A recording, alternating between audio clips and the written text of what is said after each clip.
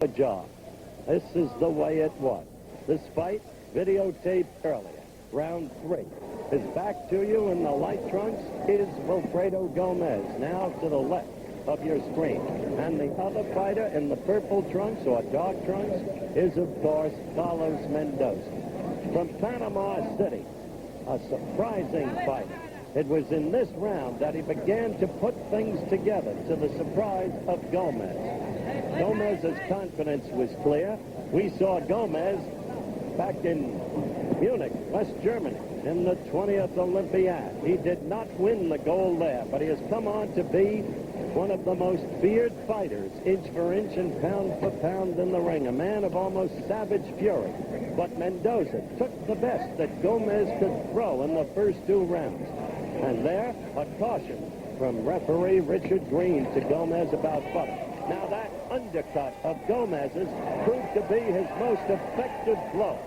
Holding the head forward, Mendoza was a sucker for the uppercut, and yet you saw him staggered right there. Slipped so many punches. Here he took the best that Gómez could throw, and he survived it, and he would come back against it.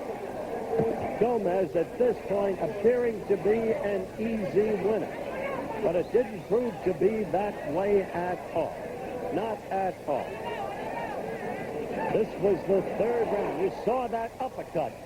Thrown with the right and then with the left. Gómez, one of the few fighters who can throw. Now you see Mendoza coming back. Using the left jab. Getting off the ropes. Gómez, one of the few fighters who can uppercut effectively with either hand. Now, there was Gómez backing off to take a break. One suspected he might be growing arm weary at that point. He had thrown so many punches. Mendoza simply refused to buckle under. Then, the 3rd round finally would come to an end. Mendoza would come out for the 4th round, which we will show you. Taking the pummeling right there was Mendoza. This was round 3. Remember, videotaped earlier. Here in Las Vegas, Nevada. The Super Bantamweight Championship of the world at stake. You just saw Mendoza get in a good left. After all the beating he had taken, he was coming back. Getting the left in there against Gómez, who had to have been surprised at this point, anticipating an easy victory. But the little Panamanian had won 24 of his last 25 fights. Had in his record fought 5 different champions. Tough cookie. The 3rd round ended.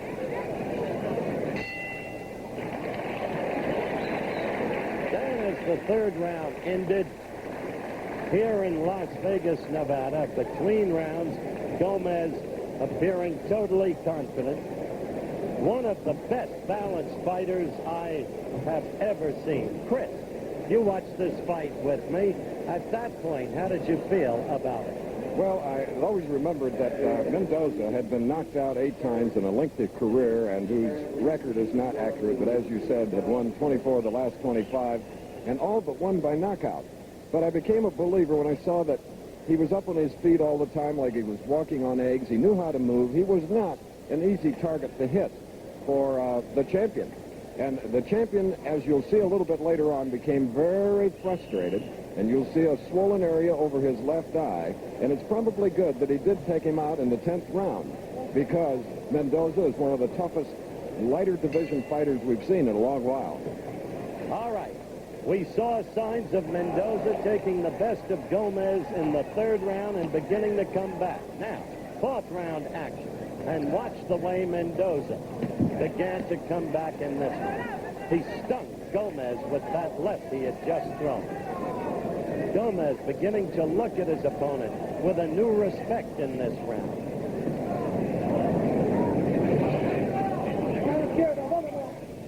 Remember that this man, Gómez, has had 26 fights, 25 victories, 25 KOs, 1 draw. But right there, you saw Mendoza beginning to get combinations in against Gómez. And it was then that we first began to see a puffiness over the left eye and around the left eye and the upper left cheekbone of Gómez. Mendoza see him staying out of range. Gómez trying to work to the midriff to weaken Mendoza and bring his guard down. As you see the graphic, and as we have told you, this was videotaped earlier. Fourth round action.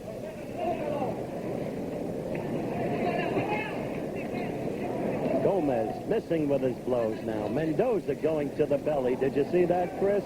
Yes, and Gómez in white at 122 pounds, which is the super bantamweight limit. Earlier in the week, Howard, he had weighed 128 pounds. So we thought at this point that maybe, because he had to shed 6 to get the limit in a championship fight, that he was weak. But he punched himself out, as we both know. And Mendoza, just a tough bantamweight. Well, what you viewers just saw was Gómez pinioned against the ropes and Mendoza hitting him with combinations, clearly winning the fourth round. And after the fourth round was over, going into the middle rounds, Mendoza held his own and more. Most of us had the fight even going into what turned out to be the final round, but we will see for ourselves what happened. This, the fourth round, you will see the 8th and 9th rounds, and then the wrap-up in the 10th round. The crowd loved this fight. The crowd, by the way, still stunned by the rapidity and the abruptness of Sugar Ray Leonard's first-round knockout of Andy Price. Mendoza getting the left in. Maybe you can see the puffiness now in Gómez's left eye. There had been blood and is blood now from the left nostril of Gómez. At this point, it was a different Gómez from the cocky fighter who began the fight and cleaned up in the early going. We're approaching the end of this round, videotaped earlier. We'll be back for the later rounds in a moment. We're back for the fight held before we took the air. This is videotaped fight fought earlier. We've seen the third and the fourth rounds, the comeback of Mendoza. In the early middle rounds, Mendoza was plaguing Gómez. That eye got tighter and tighter, more and more swollen. This 8th round action. At this point, you could see that Mendoza was an emboldened fighter. He was no longer that respectful of Wilfredo Gómez, which in the long run may have proved to be his 10th round undoing. The referee was Richard Green here in Las Vegas. Fights were scored by 3 judges. The referee, no voice in the score. In the 8th round, try and note, if you will, that left eye of Gómez. Notice how Mendoza, at this point, was picking off Gómez's blows with his glove, because Gómez's arms had grown kind of leaden, seemed kind of heavy. The crisp, sharp punching of the early rounds seemed to have vanished. And behind us, we could hear the press ooh and ah, as they themselves found it hard to believe that Mendoza was putting up the battle that he was. I am told by my producer, Chet Forty, that we will not have time to show you the 9th round, where Mendoza dominated. Look at that, left and a right. And I told you he was an emboldened fighter. But we will take you to the 10th round so that you can see the stunning comeback of Gómez. There is Gómez totally on the defense. And a now confident Mendoza, feeling he had taken control of the fight, and indeed he had, was giving it to the very great fighter, Wilfredo Gómez. Now, there, I told you that Gómez's most effective blow was the uppercut, because as you look at the fight posture of Mendoza, that head is forward and is wide open for the uppercut at close quarters. And how Gómez can throw the uppercut. But still, you see Mendoza scoring the larger number of blows in this fight and clearly winning the round.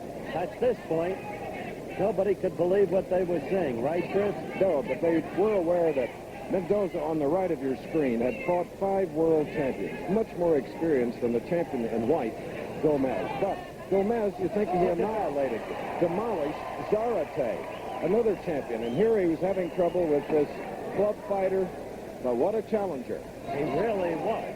What a challenge.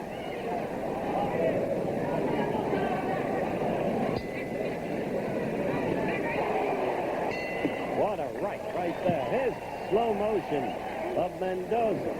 Landing, scoring some good punches, coming right up. That was Gómez in the corner. And you see the left eye, half the size of the right. Now watch. Look at that right, and notice where it went. Against the damaged left eye. Then the left to that nostril from which blood was drawn. All right. We'll return with more boxing action. Round 10 of that fight, Mendoza against the champion. After this message and a word. All right. This was the start of the 10th round. At this point, my unofficial scorecard had Mendoza hit by a point. Michael Katz, for instance, of the New York Times, had Mendoza behind by a point. Subjective is scoring and fighting, of course, but everyone knew it was an amazingly close fight. Now this, the 10th round. Watch closely because, as I said earlier, Mendoza had become a confident fighter, maybe too bold, and that may have been his undoing because Gómez is so very great indeed. Now, right there, a little bit of apparent controversy. A suddenly developed slit in the back of the glove. Everlast glove, of course. See that? The finger went into it. There it was. Now the slit had become a hole, and they elected to do nothing about it. Richard Green tried to push it down partially. And that was the turning point of the fight. Because what?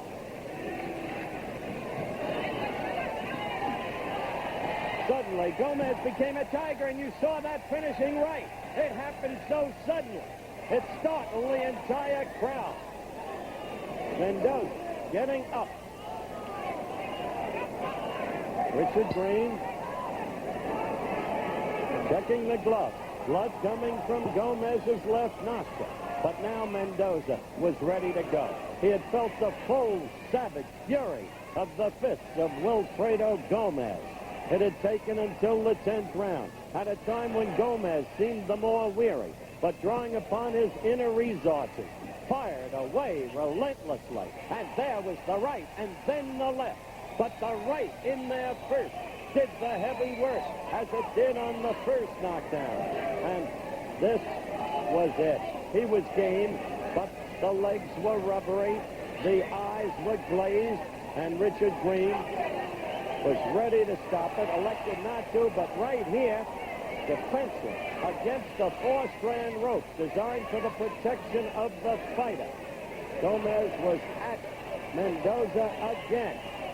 So they had 2 knockdowns in the fight. And Richard Green, one would wish that he would have stopped it here and now. He still let Mendoza go on.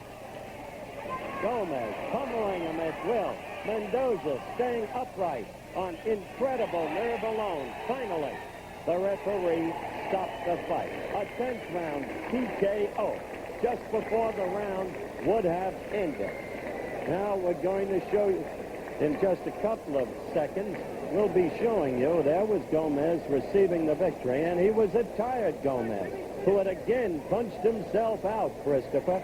No question about it. But he was happy to have this one under his belt. He really was. His corner, I've never seen such a worried corner because they knew that he had thrown his best punches from both sides of that bantamweight body at 122 pounds, and it had to be somewhat depleted by dropping that weight over a 2-day period, Howard. But he knows only one thing.